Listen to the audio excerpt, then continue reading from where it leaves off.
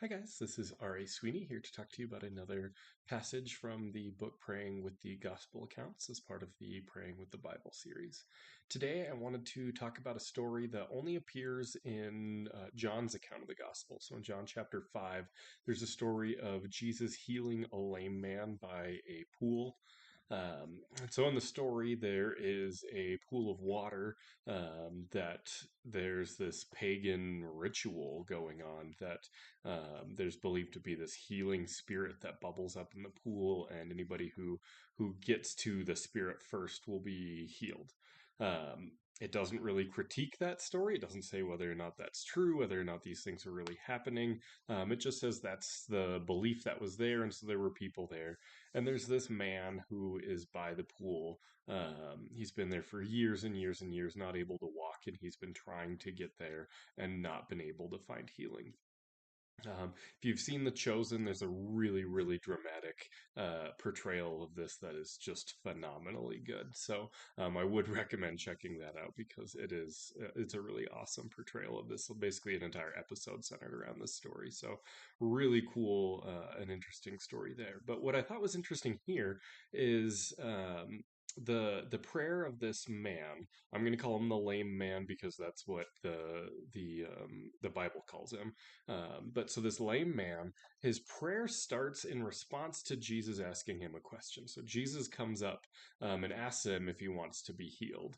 Um, and what I kind of pointed out is like that's so often the case. Like this has got to be the most traumatic thing that is a part of this guy's life. I mean, he can't walk. He's been hoping and waiting and just broken over this ailment for his entire life.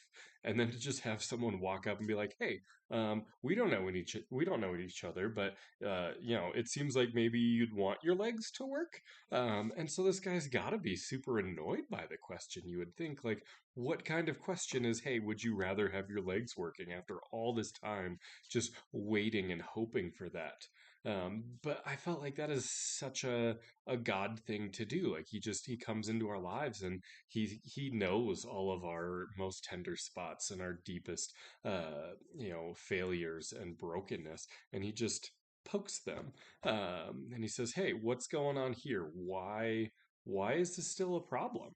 Um, which can seem insensitive, but it's really a call to faith of like, why aren't you praying about these things? Why aren't you seeking me in these things? Because, we can't necessarily expect that God's going to take away all of our ailments in this life. I mean, Paul himself says, I've been begging for God to heal me of something. We never find out what, but there's something that Paul begged for, and God never delivered him from it. But there's at least, it's been brought up. He's been praying about it. And so there's so many times where God just pokes and says, like, hey, you know, why aren't you bringing this up to me? Why aren't you seeking me to fix this problem? And what's interesting in this story is the man, he's asked this super obvious question. Wouldn't it be nice if your legs worked? Of course it would. But he doesn't say that. He ends up venting to Jesus about, like, here's all the reasons why this hasn't worked. Like I've been here at the pool, I've been trying to get in, people push me out of the way, nobody will help carry me in there. Like here's all the things that are not going my way for fixing my problem. And it's as if Jesus is like forcing him to come face to face with the realization of like, because you're going down the wrong road. Why isn't your life going better? Well, I'm doing all the things the world tells me I should be doing.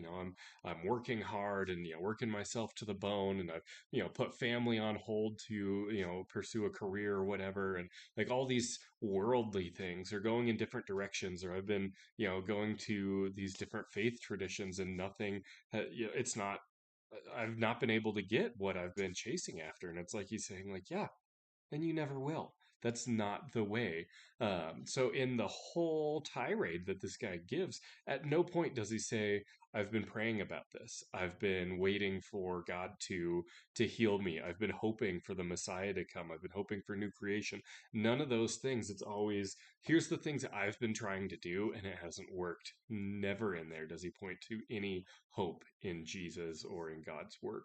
And so, I think that's really telling for our prayers as we're praying over things that are hard for us, things that we're broken over, things that we're struggling with, um, and we're saying like, God, I've been seeking this, I've been chasing this, I've been desiring this, and I'm not getting what I'm hoping for. And there's that implied question of, is that what you should be chasing? Is that what is good for you and what I have planned for you? And then there's the other question of, have you been bringing it to God? Have you been laying your problems at his feet, asking him to take care of those things?